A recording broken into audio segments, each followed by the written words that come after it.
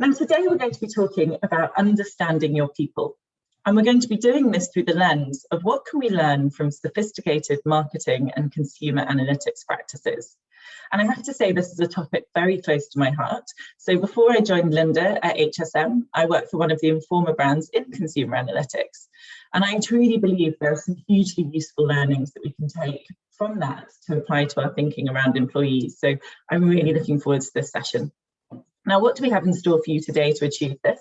Well, we have some hot off the press insights from our recent study into people experience through the Future of Work Research Consortium. That's a membership organisation, about 30 members, and many of you joining today are from the consortium, so welcome to all of our consortium members. And then I will introduce our founder and CEO, Professor Lynda Gratton, and our guest speaker. And I'm delighted to share, and you can see her on your screens right now, that this will be the ever insightful Leanne Cutts, who's the Group Chief Marketing Officer at HSBC. Now, this session is of course part of a series, and as I've said, it's the 13th webinar that we've run. And where have we been already? Well, we've been with you along the roller coaster ride that is the past year. And so you can see that way back in April 2020, we had immediate concerns around wellbeing and collaboration. We ran sessions on those. And then as the summer developed, we started thinking about the future, looking at actually what was this new reality. We realized that things actually weren't going to go back to how they were before. And how could you co-create it with your people? That was back in September 2020.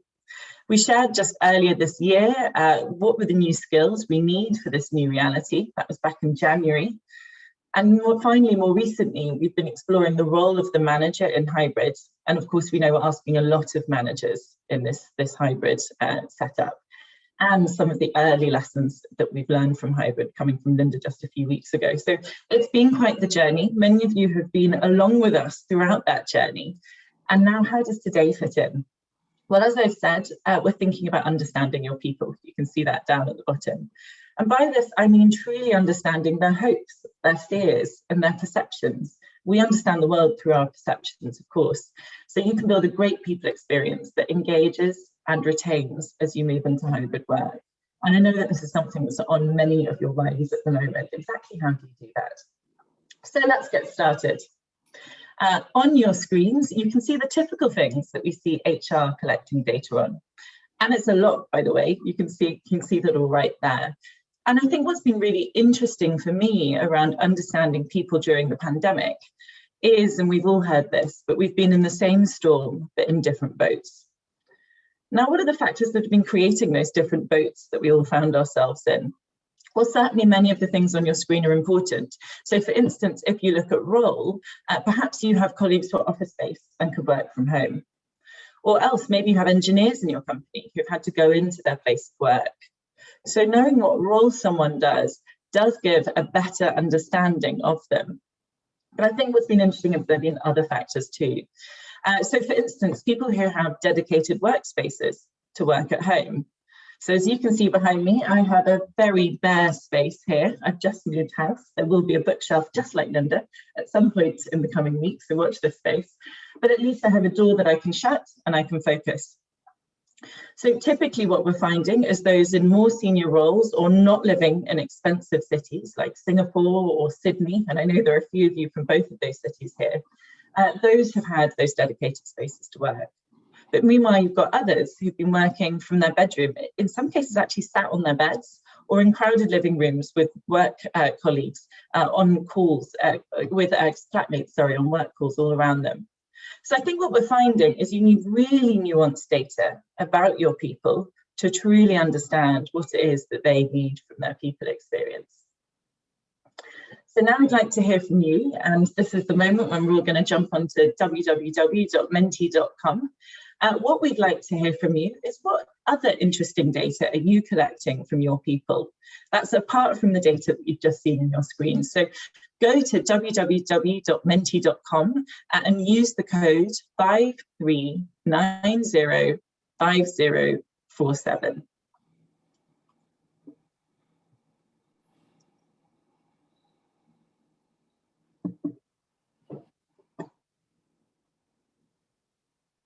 And what I'm asking here is, what is the data that you're collecting.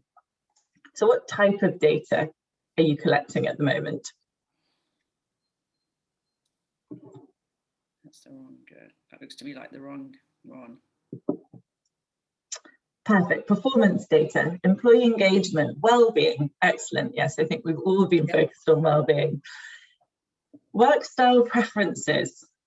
Perfect. That's exactly what we were talking about just now in terms of thinking about what spaces do people have. And actually, Lynda was saying just before this webinar that she was moving from her focus space into her presentation space. So making those physical barriers.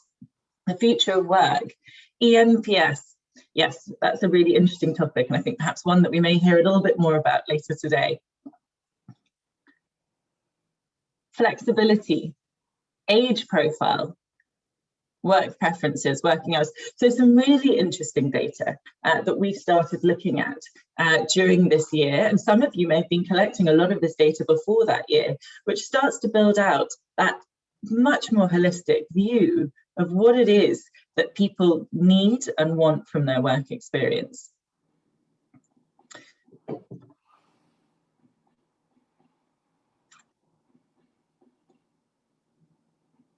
Oh, we've even got vaccine preferences in here. Some interesting data, and ones that I would say that's a very interesting question, and one that we might explore slightly later on in this presentation as to the kinds of questions we're asking people and the sort of data that we're collecting. I'm really interested by that, actually. Perfect. I think we're going to move on to the next slide, but thank you so much for sharing all the views, the data that you're sharing at the moment. Now, of course, one of the major trends in people experience right now is increased employee expectations of their experience. And why have these increased? Well, I think there are lots of different factors. We're really noticing the tone changing from employees, from what they might want to what they expect to be happening in their work experience. But one of these factors is highly sophisticated customer experiences that they have outside of work. And of course, you can see through these three brands on your screens, which I use pretty much weekly, particularly Netflix and Monzo, very regularly using those, that these experiences are personalized, they're intuitive, and they're frictionless. And of course, the pandemic, with restrictions around movements and fears around being outside, have only acted as a catalyst for those brands which are providing our customer experience to be even more personalized, even more intuitive, and even more frictionless. So how can you build greater insight into your people? Well, we've heard some great things from all of you around the data that you're already collecting. I think that showed a snapshot of some really sophisticated understanding and data that you're collecting from your people. And of course, that's what Leanne and Lynda are going to be discussing shortly. But here are the three things we think you need to have great insights on people. So you need to understand what people are thinking and feeling. And I think crucially, we hear a lot around the surveys that we're running on people, which is definitely useful and can be large scale. But we'd always suggest that you want quite a significant amount of qualitative data as well, which really builds up an understanding of people's perceptions. And we love qualitative data here at HSM. We spend a lot of time working with clients on that. Then, combined with that, you need skilled data scientists to interpret the data. Now, I think I've been talking to some of you on this call around building out your data scientists and your HR and people and organisation departments for many years, and I know it's a capability that you've been highly focused on. And I think it'd be really interesting to understand from you, and we will do in just a moment, where you think you're at with that. Do you have the right people in your departments to do this?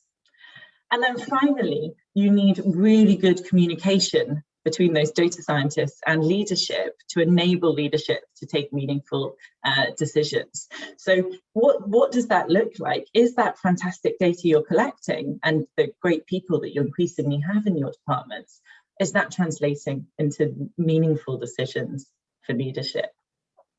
Now, I said I wanted to know a little bit more about how you're doing with this. So as we jump onto the next slide, it would be great to understand from you how you feel that you're doing in your organisations on this. Do you feel that you're collecting data to start to build that understanding of employees? Do you have the right data scientists interpretation within your departments?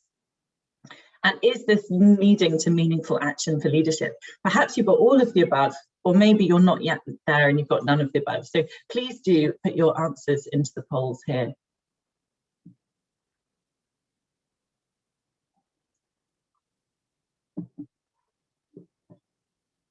I think we're having a bit of difficulty with the poll, Harriet.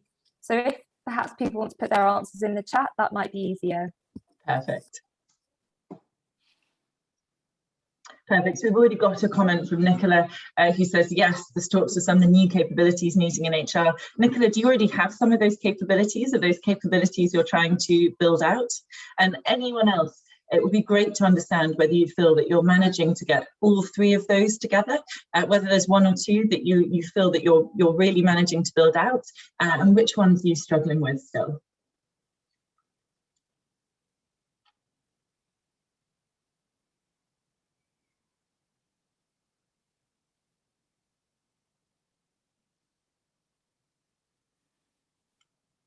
I know that there are many of you on this call who are doing interesting things in this area, so do drop in what you have here.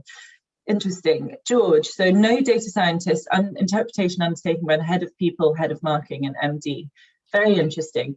Do you feel that how's that working at the moment? How do you see that playing out? Anyone else? Is there anyone on this call who has data scientists in their HR departments currently?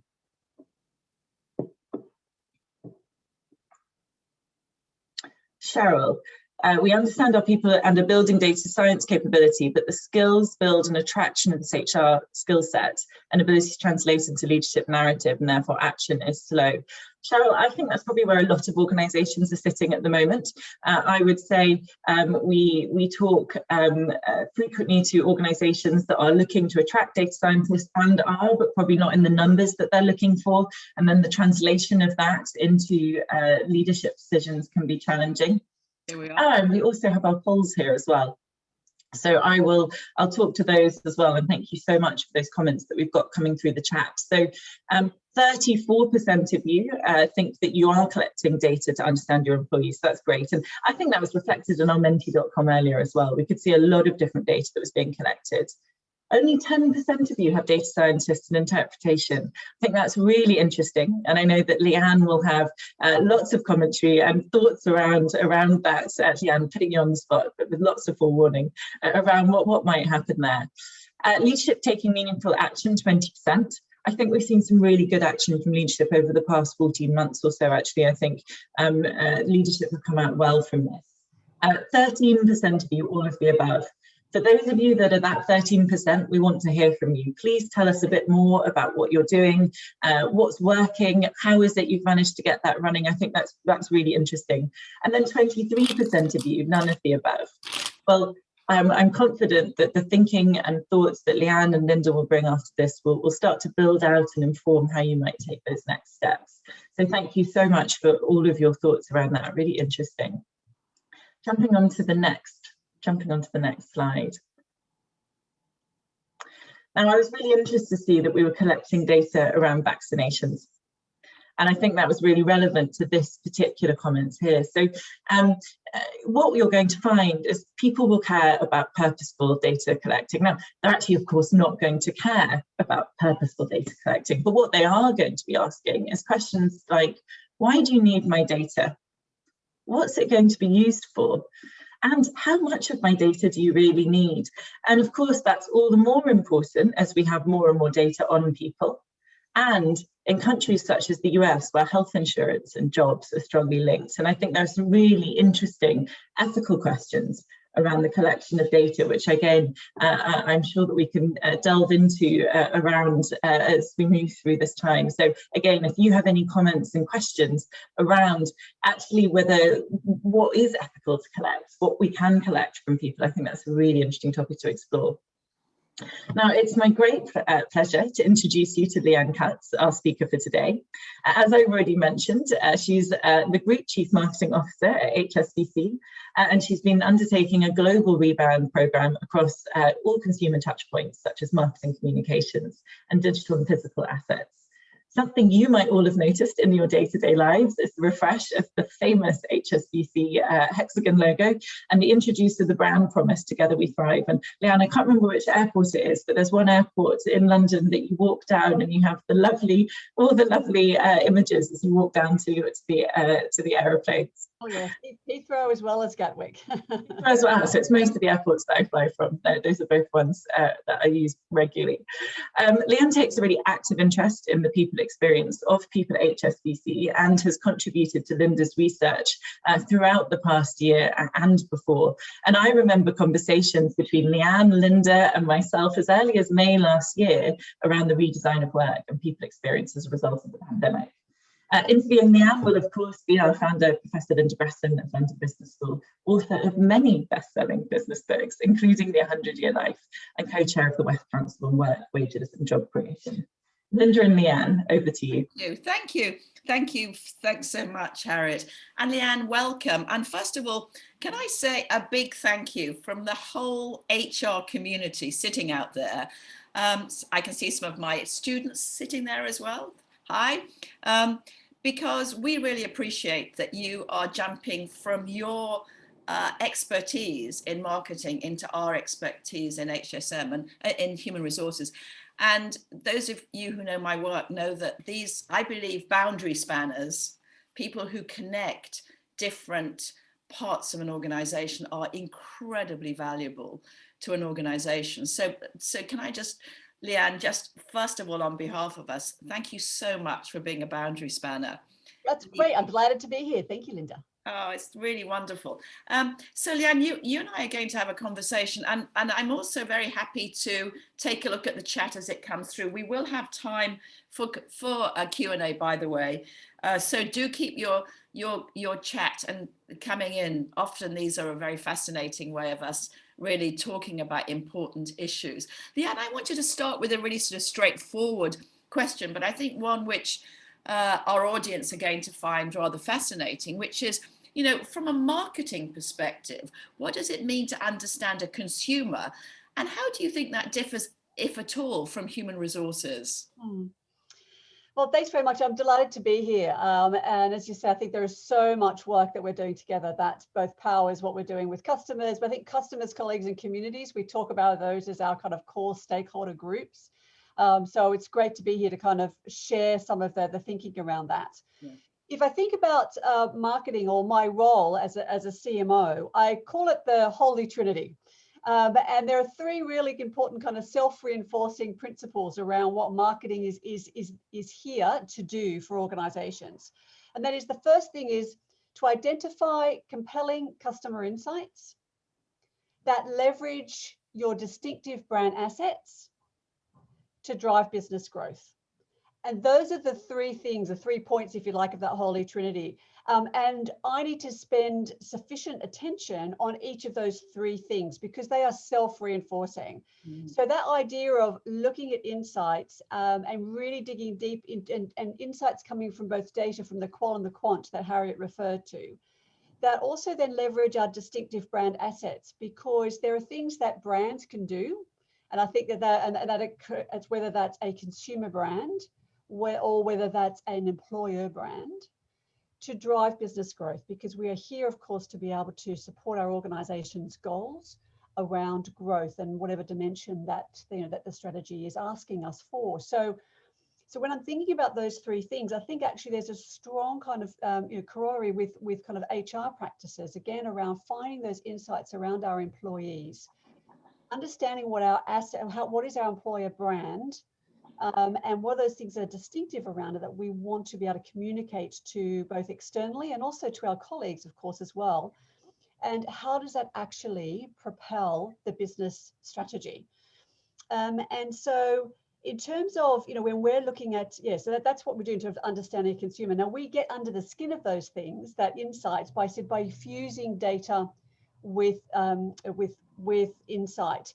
And that's why, I think that, because marketing plays, I think, a unique role in organizations in being that kind of customer whisperer.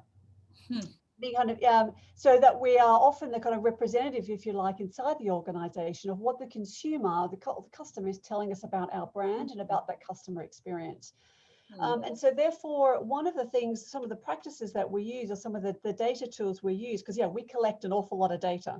But the data can also be incredibly noisy. And I know we've talked a lot about, and I'm sure you have on other calls around the noisiness of some of that data. And therefore having data scientists and also having qualitative researchers be able to get under the skin of that is really powerfully important, because you can collect a lot of information. Say, I'll just take an example, say collect a lot of information around, say, a credit card journey or a mortgage journey. And you can collect all information from when people start thinking about it, to what they do to go on a website to look at different rates, to when they actually buy something.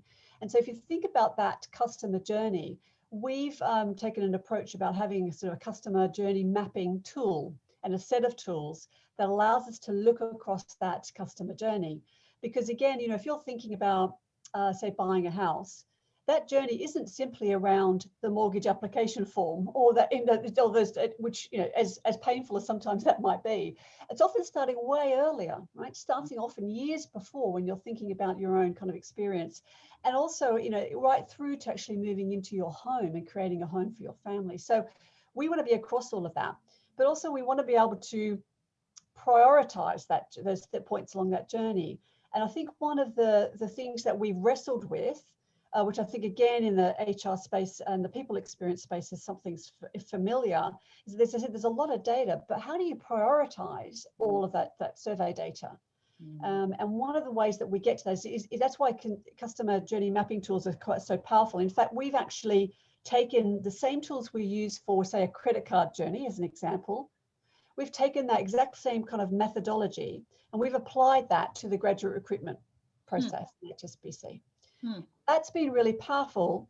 And also then but both the recruitment, and then also we're now expanding that into the graduate experience across those first few critical years of their experience. And that's helped us to map both high points, what we call kind of pain points on that journey, but also kind of great experiences, because not all experiences along that journey are equal. And that is the really important thing, because again, with resources being limited, I'm sure everyone on this call understands and appreciates the constraints we work in, and resources are people, time, and money. So if we're thinking about some of the resources that we might deploy to answer a particular kind of survey question, we also want to look at it and go, well, what's more important? What on that journey? And that's where I think things like mapping tools can be really helpful, because they can say both quantitatively and qualitatively what's most important. Let me just stop there and. Oh, well, gosh, I'm sorry, I'm busily taking notes here.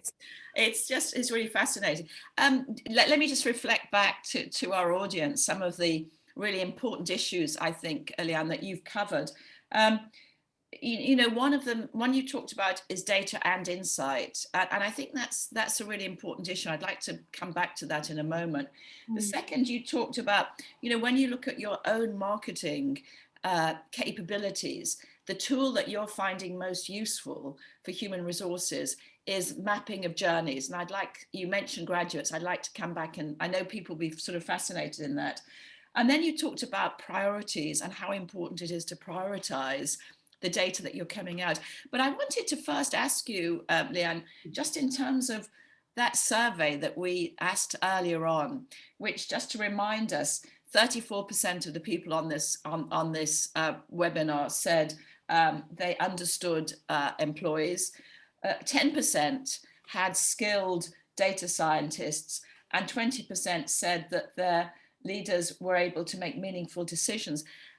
Did that surprise you? I mean, are you worried that HR isn't using data scientists and insight in the same way that marketing is, and that it isn't really bringing its viewpoints to the CEO, to the leadership in the way that marketing is?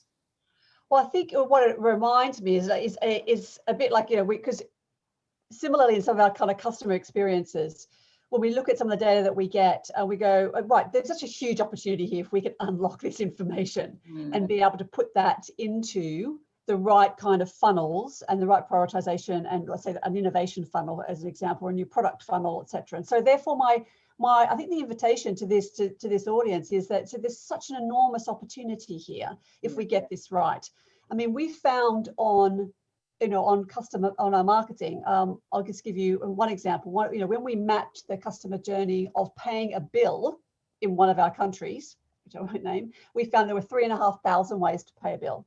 Now, that is so inefficient and so ineffective, right? Anybody can look at that and go, clearly that's not right.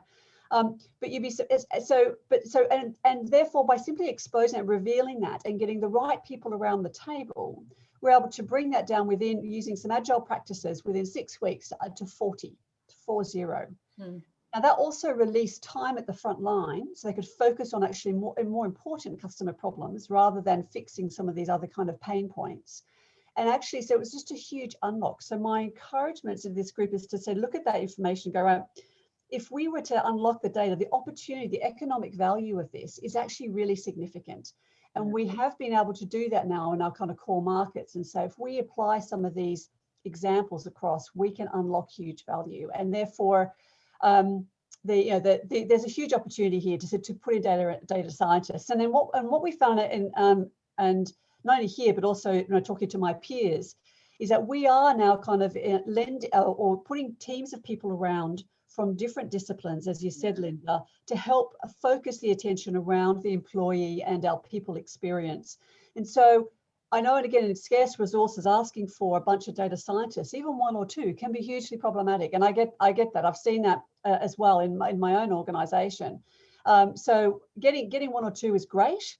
Obviously, having access actually then to others within the organization. And we found simply by asking other teams in our data teams, in our marketing teams, to be part of working groups around some of these topics has actually, again, encouraged working across cross-functionally across normal functional borders has been hugely rewarding for people. So, and whether we think about, say, let's take obviously the conversations around the future of work, again, we've collecting lots of survey data around that. We've been actually borrowing people from other disciplines. I've been lending some of my team. I know that our digital teams have been lending, if you like, but in a really positive way, and saying, actually, this is now part of everyone's role to help people experience. So I would also be incredibly, just simply selfish and just go, right, I need some of these data scientists to help to point to them at some of these challenges we have in the people experience space. And I think getting away from worrying about who reports to whom and offering opportunity, we found that opening and that invitation has been hugely well received. And we've had lots of response. We've had hundreds of people saying, I'm happy to help. Please let me help and bring to bear my experience on this one. That's so interesting, Leanne. And I think, those of you who felt a bit sad when you said we don't have any data scientists, and I know how hard that is. I was just talking to the New South Wales government only yesterday morning, and they were saying that they're having to build a whole graduate recruitment process for data scientists. But at the same time, and I know that we've got PwC and probably Deloitte's on this today. I mean, they just get pulled away as soon as they've been created. So it is a real issue, actually. So, action number one for all of you who filled that in and felt bad about it, take Leanne's approach and put together a multidisciplinary team and bring your marketing people in. Leanne, you said that you borrow from other disciplines as well. Are there any other disciplines that you find, particularly interesting in this field? I think the other one I said is communications. Communication, absolutely. Yeah. So, and also strategy. So, as we put together, we worked with yourself and HSM on an employee jam for HSBC, and we found incredible power around putting together what we call a quad, which was strategy, marketing, communications, and HR. The power of that was important because, again, it welds it to business strategy. And therefore, as we worked through the refreshed purpose and values and said, which has been released kind of earlier on this year, that became an incredibly powerful mechanism to ensure that we were, again, as a team, were lining up behind the things that matter most to the organization. Because I think, again, it therefore, there's often a seduction, I think, in some of the kind of the hobbies that we kind of get involved with. But if we can align those resources behind the things that matter to our kind of senior leadership, the tailwind that creates it becomes incredibly powerful. So that I take your point that, you know, if I was a young HR person, I would love to have been on a multidisciplinary team with comms, strategy and marketing. I would have loved that. So that's a really important insight. Thank you so much. Leanne, you have the same question that I have, which is, you know, you said earlier that, so the first big takeaway is put together your multidisciplinary team. Second big takeaway is do some mapping, and you know that marketing is brilliant at customer mapping. HR is only just really beginning to understand that. I know some of you are doing customer mapping. And Leanne, you mentioned that you were doing it with the graduate recruitment process, and it actually brought up some really interesting insights. I think we'd all love to hear just a little bit more about that graduate recruitment case, and just what did you do and how did it work?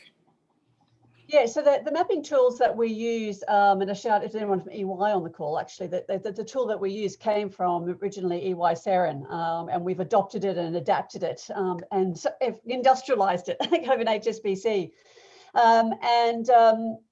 So what that does is kind of, it looks across that journey and it looks at kind of different pay points. So on the graduate recruitment, what we found, excuse me, was obviously they kind of the initial kind of invitation, and this also goes to the D&I agenda too, because one of the things that we were looking at was to see, were we actually being as inclusive and diverse in our original kind of recruitment program as we wanted to be? And we found that we weren't. So actually what it did was what it opened up was to say some of those initial invitations were too narrow, and we needed to broaden the scope of where we were recruiting graduates from. So that was one kind of big, you know, not that people kind of knew that, but it gave us the evidence around that. Mm-hmm. Another one was around the kind of transition moment when graduates are moving from different teams, from function to function, and then that was often a pain point because people were not as So we have a program, etc. But it was actually talking to people who've been through the program, the alumni, if you like, the graduate alumni, of where some of those pain points. So it actually enables us to go back and fix some of those transition moments. When you move from one function to the other, how do you leave well? How do you join? How do you join the dots of things that you've learned? And so that was like another example. So and the other one too has been said, and the big one for us has been around how does this feed some of the, think about the future skills. The skills that we're looking for in the future for financial services. It's actually us, what we've learned is that some of those things that our HR colleagues were looking for in terms of future skills and future proofing an organization weren't necessarily reflected in some of the recruitment that we had, the experience we were giving people. So it meant that actually it's redesigned some of the experiences that we've asked graduates to go through. Let's take, for example, data science, digital, some of those customer experiences. Whereas before, if you were going through some, you might go through a very more technical aspect, but actually we need people to have some fundamentals around data and digital, no matter what area of the bank you're going to work in the future. So it's reoriented that. That's kind of 3 examples. Oh, that's fantastic. So interesting. So we've now got 4 big takeaways, because I can see we're moving towards a point at which we're going to open up for questions, and I can see some questions already coming up in the chat. Takeaway number 1, put together a multidisciplinary team. There's a number of people in the chat asking how on earth do we do that? So I'm going to hold that until we open up for questions, because I know you've made it sound so simple, but from a lot of the comments, people say, I don't think it's as easy as that. So we'll go back to that in a sec. So that's our point number 1. Our point number 2 is about using some of the mapping skills that marketing have, the mapping tools that marketing have, that can be incredibly useful. We tend not to see employees in a journey. I mean, I know we're beginning to do that in HR, but it hasn't really, we've tended to be very much excited about our practices rather than about how they join up. So that's number 2. If any of you haven't already started mapping, using marketing tools to map your consumer employee journey, now is the moment to do that. And there may be some questions that Leanne will take on that. Number 3 is to really think about pain points, and that sort of leads to number 4, which is priorities, and priorities need to be both benefits and pain points. And I think that that's going to be also really important to CEOs. I think the whole pandemic has created a real opportunity for CEOs to be interested in the future of work. They've never really been interested in it before. They're very interested in it now. And you have to provide, you within HR, we in HR have to provide the same quality of quantitative and qualitative data that they're used to getting from the person they do listen to, which is the CMO. And so, you know, making sure that we're talking about pain points and we're talking about mapping journeys, which is the sort of language that a CEO understands. They've been hearing it from marketing for years. So that for me is my third takeaway, and then my fourth, and perhaps this is my fifth, is really orientating towards the future. And we know, and the World Economic Forum has just brought out their future skills report. McKinsey has done the same. It's all about digital skills. And so how we upskill our people across the organization, but particularly in HR and digital skills, is going to be absolutely crucial. So thank you, Leanne, so much for that. Thank you also for mentioning the work that we've done with you, which looks at which uses our JAM methodology. I can't remember, Harriet, you will remember just how many people we brought onto that platform. What was it? Yeah, so we invited 35,000 globally across the hundreds of countries that HSBC operates in. Yeah, so thank you also for that. Okay, so lots of questions. I think you're doing, Harriet, you're working on the questions. Well, Lynda, I've pulled out a couple that are particularly interesting, but of course do dive in and talk to any, Lynda, that you're interested in. So I thought there was a really interesting question from Harriet Molyneaux, and I wonder if you might turn your video and ask it around how do you break down silos when you're trying to have multidisciplinary teams? And I think I work a lot with partnership models, and I think this is a real challenge, particularly in partnership models, but I think also across other parts. So Eric, I wonder whether you could share a little bit more around the challenges that you're seeing here. Yes, I know the challenge, and I think I understood the concept that you say, and that's what we see around talent marketplaces and all of that, and opening up essentially opportunities in the organization. And as you were mentioning, you have very concrete example, and you've managed to say to create a tailwind by funneling resources onto the right priorities. How do you go over that barrier, that natural barrier of a manager saying, hey, if my resources have availability, let them work for my interest instead of lending them? Yeah.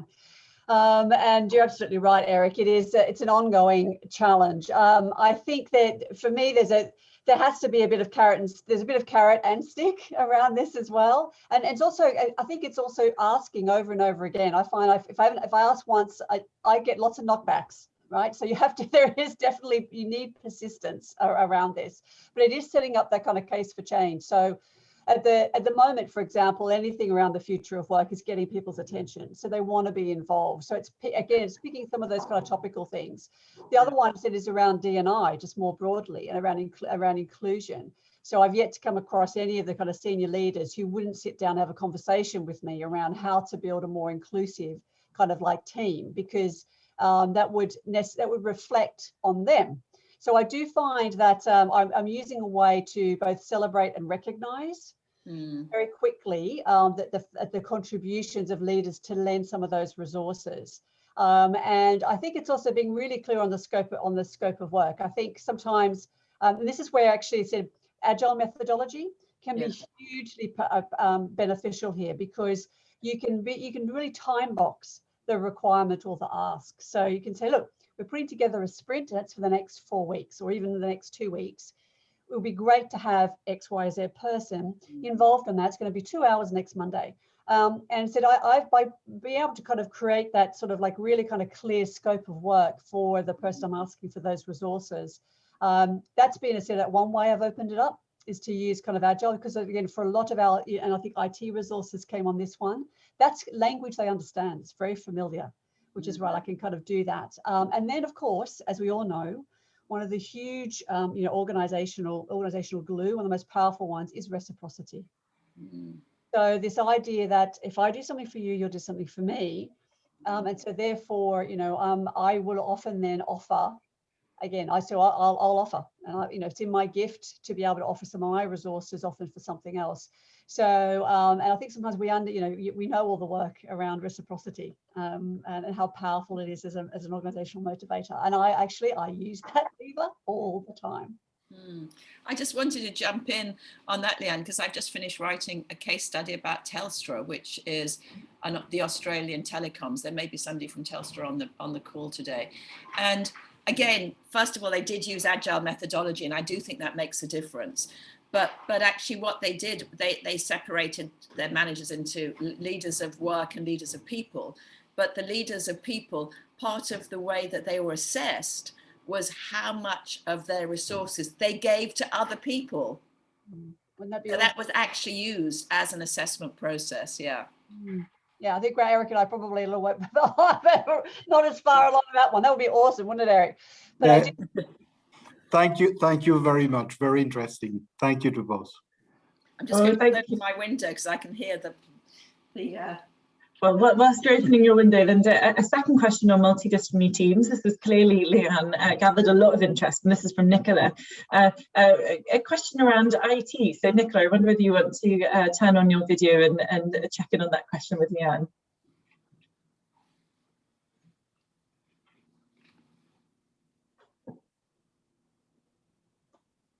Hi, sorry, I'm on mute. You can see me, but you can't hear me. Hi.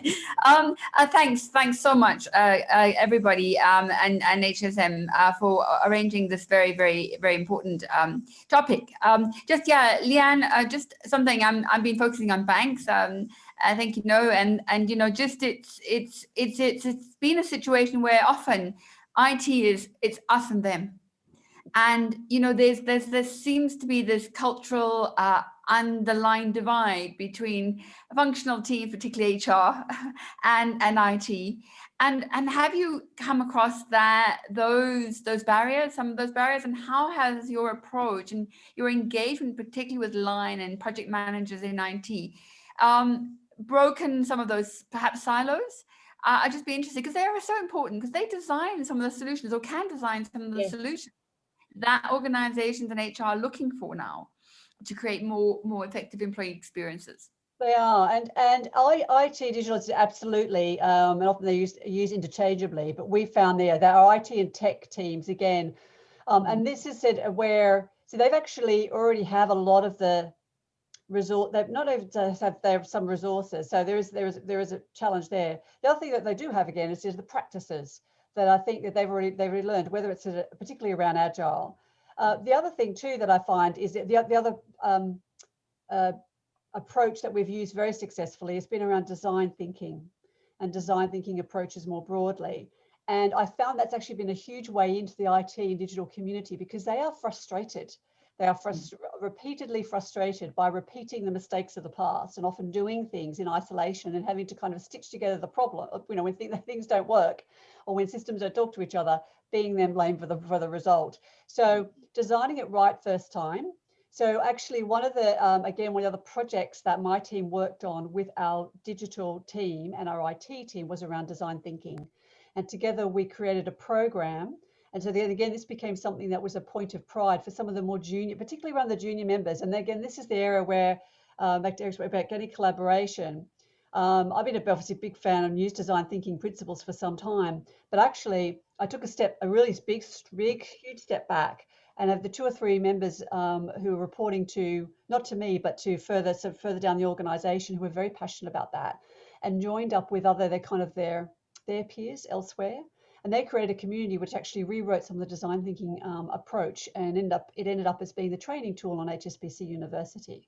So we were able to kind of lift them up and celebrate that. So again, I think there is clearly an important role that senior leaders play in terms of the expectation and also doing the prioritization of resources, but the push from below and harnessing those teams who actually really want to do this. I found my biggest one of the biggest, the role that I played was opening the door and simply saying, I've given you permission again to spend time with this other group of people to come up with this. And whatever you do will be fine. It'll be great. Yeah, can I just jump in again then, because these are just such important issues. I'm also a huge supporter of design thinking, and it was interesting. Some of you know I wrote an article for Harvard Business Review on hybrid thinking, on hybrid work. And as a consequence of that, I was commissioned to write a book by Penguin, which I'm now doing, and it'll be out this time next year. But so I had to stand back and say, well, what is the book I'm going to write? You know, how am I going to show people how to redesign work? And the whole book is structured around design thinking. You'll be pleased to know that. And I think that it's a very important skill. And I love the idea you've got a community of practice around it. And I know other companies have done the same, but it's really important that people across functions have a language that they have in common. Now, I know Agile is a very good language, but it's, in a sense, it's a process language. Mm-hmm. Whereas I think design thinking brings a more creative mechanism to what's really very complicated issues. So I just wanted to reinforce the idea that design thinking is a great way of thinking about the sort of experimental and insight process that we need to be going through right now as we redesign work. Yeah, and it's very early days, Nicola. I'd say, look, please don't take any of this as kind of like, like it's solved. It is not. So design thinking is at kind of like that germ stage, so within our organization, it's informing some of the things that we're doing.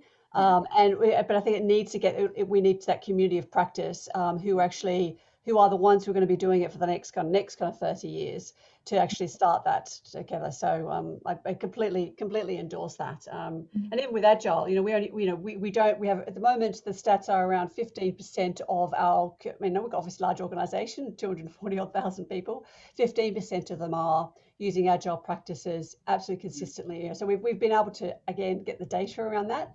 That's great.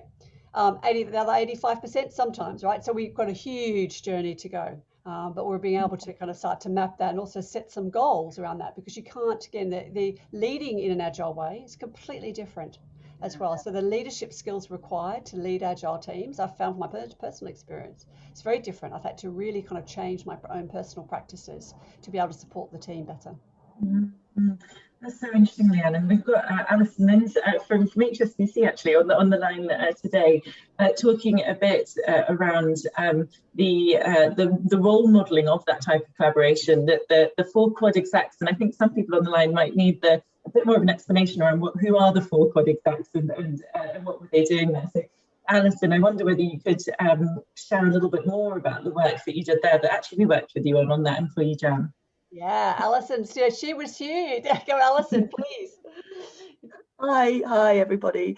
I just thought it just might be worth a second, just a bit more sort of on the ground feeling of that whole project and the collaboration that Leanne was describing. So at the exec level, we had the HR, our global HR heads, plus our head of strategy, plus Leanne herself, plus our head of communications. But actually, although we didn't necessarily work daily with that executive team, what you could really feel in the wider purpose and values project team was the collaboration at that level, and how all 4 of those executives were really keen to make this work a success. So whatever barriers we were finding a bit further down in the organisation, you only had to raise your hand once, in my experience, to any one of those 4 to go, I'm stuck, I'm not getting the time on the agendas that I need, I'm not getting quite the resource that I need. I needed some help with some administrative resource to help run the jam. And I think somebody in Leanne's world stepped in and said, I've got someone who can help you for the next 4 weeks on a part-time basis. And it was really refreshing. In my sort of 15 years in financial services, what I found really refreshing was the real wanting to step in, remove barriers, work together and have a joint goal that we all felt really passionate. So I have to say, starting with that, I know everyone talks about role modeling a lot, but to me, that was the first time I actually really saw it in action. Alison, I didn't even know you should be on the call today. That's thank you. Thanks for sharing that story. And I think it addresses, going back to that, the survey we asked at the beginning, I think we've addressed the issue of skilled data scientists. I think the answer there is borrow them and build communities of interest. And I think also the third area we've addressed, which is how do leaders make meaningful decisions? Only 20% of people felt the leaders were doing that. I think the notion of your quadrant, where you bring together communications, marketing, HR, and communications, HR, strategy. That square. That's really important, isn't it? Because that's really driving change in your organization. And so that's a great takeaway for all of us who are worried about, well, we don't seem to get leadership involved. That's the way to do it. And also get them involved in data collection, as you did with the JAM. All of them got involved in that. All of them could see the data, and they could see it being played out in front of their eyes. Mm-hmm. Well, we're now drawing to the end of our interview, so thank you so much, Leanne, for joining us. As always, a fascinating look at what you're doing at HSBC. Lynda and I were taking lots of notes, so Nigella, our colleague, who's been also taking notes, let's see who's got the best ones coming out of this. But no, seriously, and we really, really do appreciate you coming to join. I think we saw where some of those pain points are in that early poll this morning.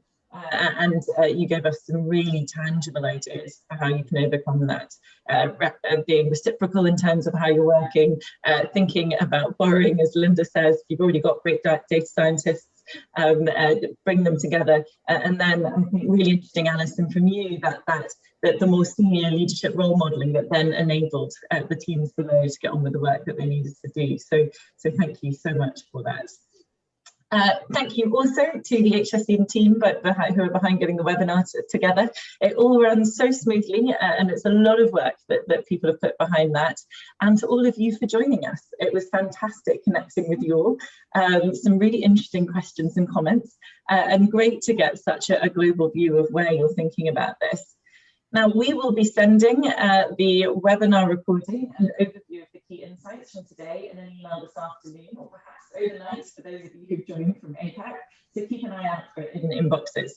We're taking a little break over the summer. Many of us will be on leave over the summer. I hope that many of you will as well.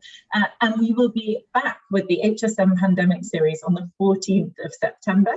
And in this, our HSM APAC Director, Sally McNamara, and of course our founder, Professor Lynda Gratton, will be welcoming the CHRO of Prudential, Jolene Chen, to discuss how they're creating a culture for new ways of working. Again, a topic that I know is on many of your minds right now. Invites will be sent in the coming weeks, but details on how to register will also be popped into the Zoom chat. So thank you so much. Really appreciate having you all along. Thank you again to Leanne for joining us, and for Lynda, and have a great rest of your days and evening. My pleasure. Thank you so much. Lovely to see everybody. Bye. And Bye. thanks for great comments as well. People loved it as much as you and I did, Leanne. That's always great to have a chat with you. Bye. Have a good day. Thanks so much, Leanne. Thanks. Thank you. Bye.